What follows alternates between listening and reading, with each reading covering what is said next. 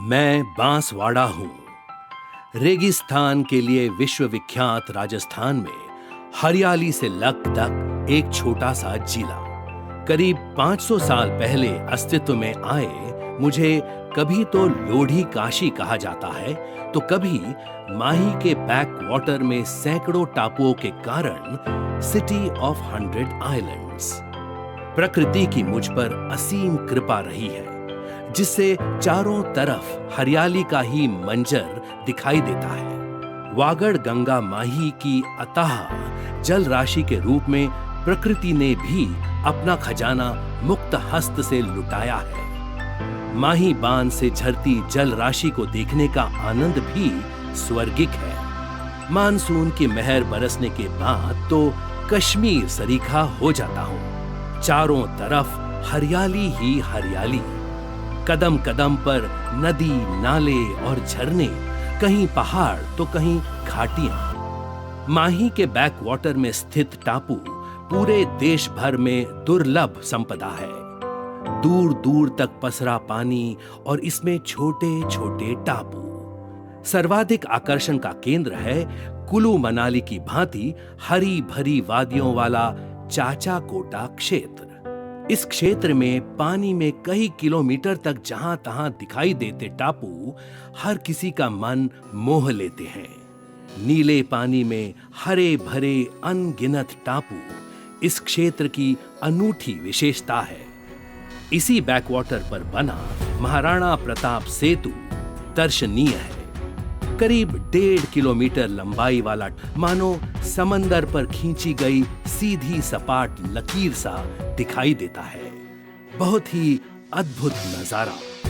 एक ऐसा ही नजारा पेश करता है कागदी पिकअप वेयर। शहर की शान यह उद्यान प्रकृति प्रेमियों के लिए रमणीय स्थान है। जयपुर रोड पर स्थित डायलाब झील का सौंदर्य भी अप्रतिम है।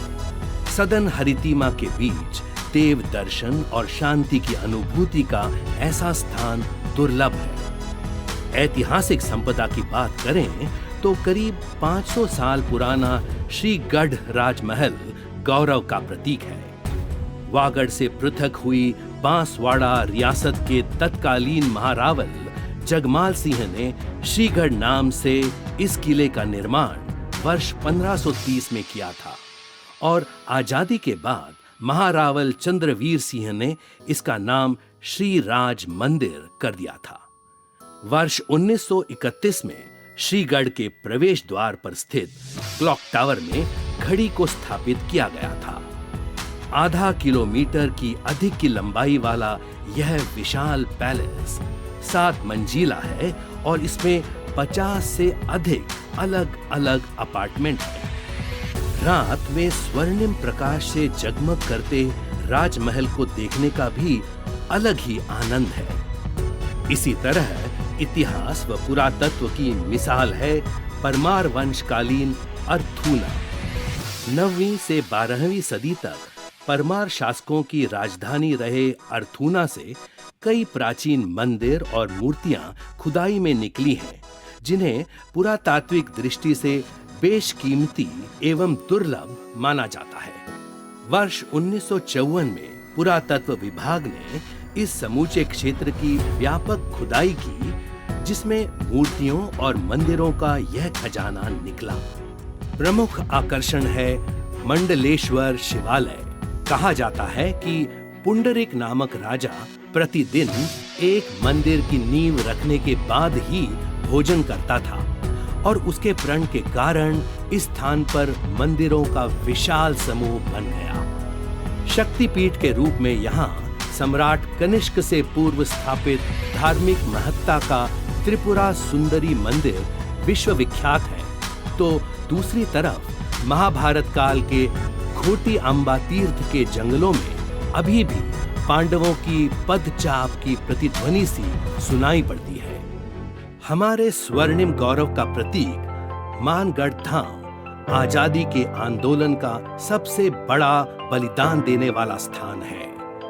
इसे वागड़ का जलियांवाला बाग भी कहा जाता है। इसके अलावा देखें तो पूरा महत्व के पाराहेड़ा अपनी गुफाओं के कारण प्रसिद्ध रामकुंड, भीमकुंड आदि स्थान भी हमारी संस्कृति के अनूठे धाम हैं।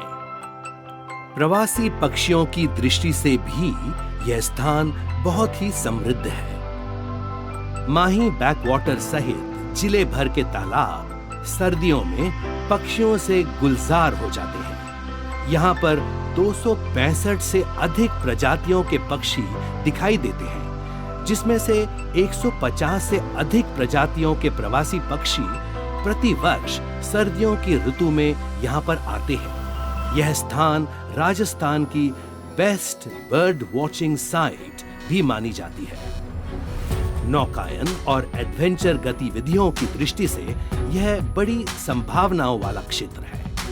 अर्थूना माही महोत्सव का आयोजन